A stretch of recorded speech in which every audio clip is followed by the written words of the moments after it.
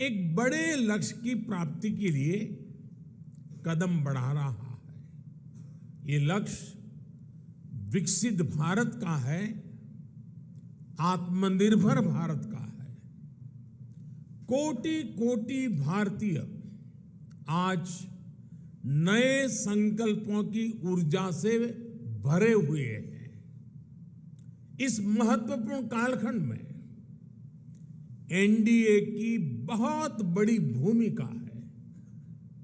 एक तरह से ये नई ऊर्जा से भरी हुई त्रिशक्ति है। एन से न्यू इंडिया के लिए, डी से डेवलप्ड नेशन के लिए, ए से aspiration of people and region के लिए। आज देश का गरीब, देश का मध्यम वर्ग, देश के युवा, महिलाएं, दलित, पीड़ित, शोषित, वंचित, आदिवासी सभी का विश्वास एनडीए पर है। हमारे जो समाजशास्त्री हैं, राजनीति शास्त्री हैं और अर्थशास्त्री हैं, वो भी भारत के विकास के लिए एनडीए को एक पॉजिटिव फोर्स के रूप में देख रहे हैं। हमारा संकल्प पॉजिटिव है, एजेंडा पॉजिटिव है, भावना पॉजिटिव है और हमारा रास्ता भी पॉजिटिव है। मैं अक्सर कहा करता हूं कि सरकारें बहुमत से बनती हैं, लेकिन देश सबके प्रयास से चलता है।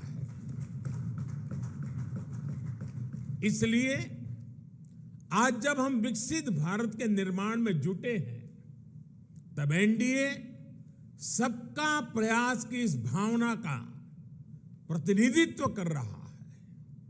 साथियों, हमारे देश में राजनीतिक गठबंधनों की एक लंबी परंपरा रही है, लेकिन जो भी गठबंधन नेगेटिविटी के साथ बने, वे कभी भी सफल नहीं हो पाए।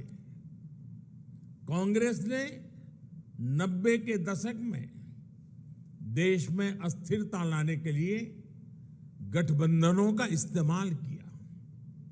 कांग्रेस ने सरकारें बनाई, सरकारें बिगाड़ी।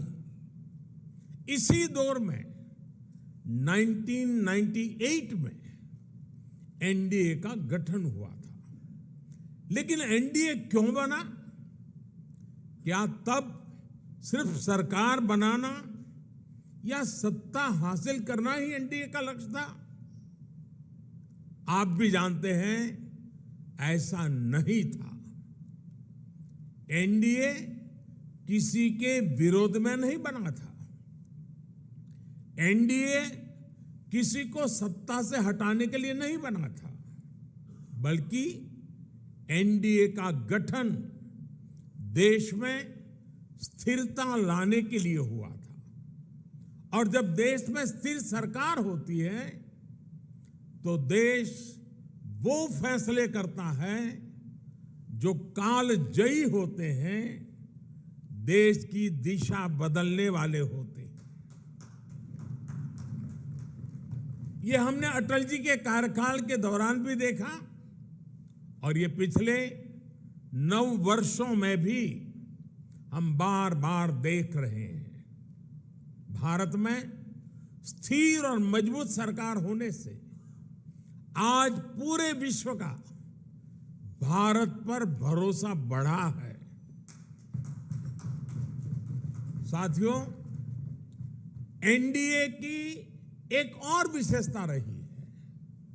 जब हम विपक्ष में थे, तब भी हमने हमेशा सकारात्मक राजनीति की। हमने कभी नकारात्मक राजनीति का रास्ता नहीं चुना। हमने लोकतंत्र को मजबूत करने के लिए अपना हर दायित्व निभाया।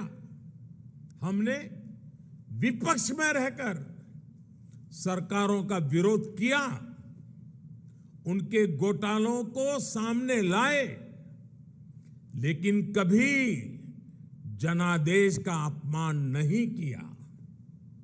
हमने सरकारों का विरोध करने के लिए कभी भी विदेशी मदद नहीं मांगी। हम विपक्ष में रहे, लेकिन हमने देश के विकास में न रोड़े अटकाए और ना ही रुकावट बने। आजकल हम देखते हैं कि केंद्र सरकार की योजनाओं को विपक्ष की कई राज्य सरकारें अपने यहां लागू नहीं होने देती। अगर ये योजनाएं लागू होती भी हैं तो उन्हें रफ्तार नहीं पकड़ने दी जाती। ये लोग सोचते हैं कि अगर उनके राज्यों में गरीबों को केंद्र की योजना का लाभ मिल गया तो कैसे काम चलेगा, उनकी राजनीति कैसे चलेगी। मुझे याद है, गरीबों के घर के लिए, हर घर जल के लिए, आयुष्मान भारत योजना के लिए कितनी ही बार विपक्ष के मुख्यमंत्रियों को मुझे चिट्ठियां लिखनी पड़ती है, लेकिन ये लोग गरीब के कल्याण को भी राजनीतिक नफा नुकसान से ही तोलते रहे हैं। साथियों, जब गठबंधन सत्ता की मजबूरी का हो, जब गठबंधन भ्रष्टाचार की नीयत से हो, जब गठबंधन परिवारवाद की नीति पर आधारित हो, जब गठबंधन जातिवाद और क्षेत्रवाद को ध्यान में रखकर किया गया हो, तो वो गठबंधन देश का बहुत नुकसान करता है। 2014 से पहले की गठबंधन सरकार का उदाहरण हमारे सामने है। तमाम उठापटक के बीच वो गठबंधन सरकार किसी तरह अपने 10 साल खींच पाई, लेकिन देश को क्या मिला? प्राइम मिनिस्टर के ऊपर भी एक आला कमान, पॉलिसी पैरालिसिस, निर्णय लेने में अक्षमता, भांति भांति के पावर सेंटर्स, अव्यवस्था और अविश्वास, खींचतान और करप्शन, लाखों करोड़ों के घोटाले।